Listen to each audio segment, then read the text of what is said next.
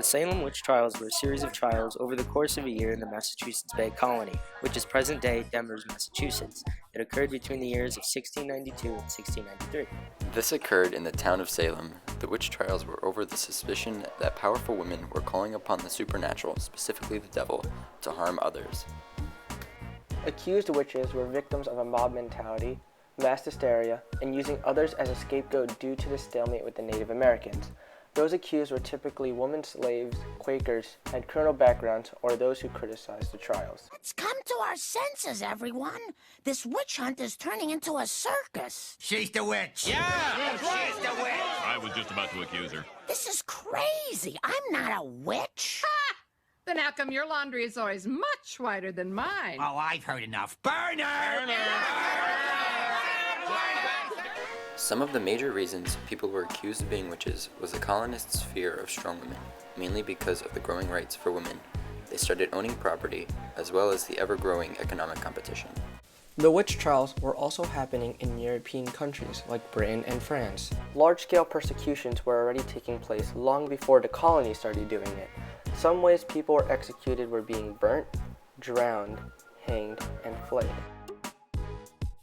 The first victim in the Salem witch trials was Tituba, a local slave from Barbados who was accused of being a witch. She, along with many other people in the town, were accused of being a witch by Elizabeth Parris and Abigail Williams. This led to major panic among the citizens of the town. Panic increased even more when Tituba said that there were other witches in Salem, causing other people to be suspicious of one another. The first guilty conviction of a supposed witch was on June 2nd, where Bridget Bishop was tried and convicted for practicing witchcraft.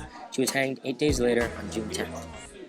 With the growing convictions, the governor of Massachusetts ordered the establishment of a special court to deal with witch accusations in Middlesex, Suffolk, and Essex counties. Even though people were still accusing each other left and right of being a witch, causing the number of witch convictions to skyrocket, this soon overwhelmed the special courts. Here is a video of a legit witch accusation.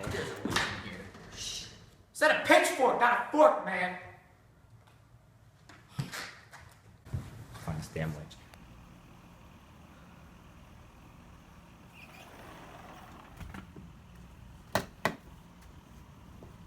Are you a witch? No. You're coming with us. No. Hail Satan! With the evidence of witchcraft found at this man's house, he was voted guilty of being a witch. His punishment was to be burnt to death. Gas!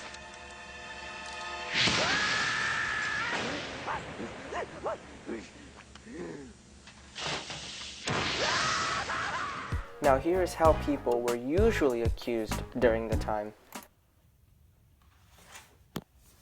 Get the witch!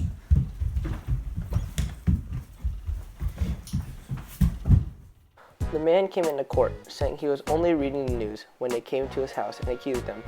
Further investigation found no witchcraft material to be at the man's house. Even though he was found guilty of being a witch, his punishment was to be burnt to death.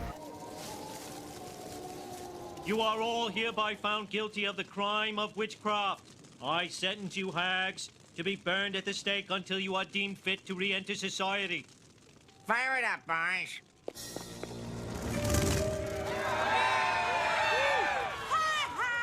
How horrible. If they're really witches, why don't they use their powers to escape? That sounds like witch talk to me, Lisa. Never mind. The Salem witch trials came to a close when the governor of Massachusetts, William Phillips's wife, was accused. This caused him and the high clergy to ban any further trials of these convictions. The Salem witch trials tore families apart. George Jacobs and his granddaughter Margaret, who were natives of Massachusetts, were both accused of being witches. Margaret managed to escape harm by claiming that her grandfather was a witch. Later on, large sums of money were given to the accused witches' heirs, like Margaret. Also, all accused witches or witches waiting trial were found not guilty. The death count consisted of 19 women hanged, 1 tortured, 4 died in prison, and 2 dogs were hanged. Over 200 were accused, and 150 of those were arrested.